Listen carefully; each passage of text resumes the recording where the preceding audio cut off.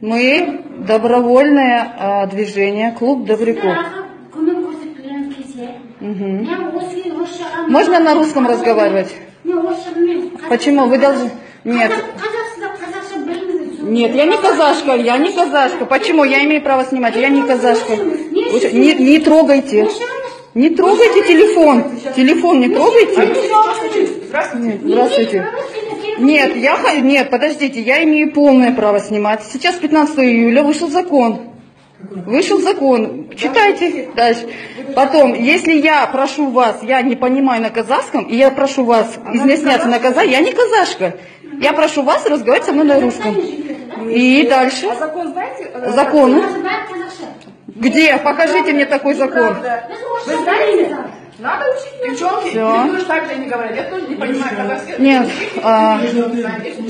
Нет.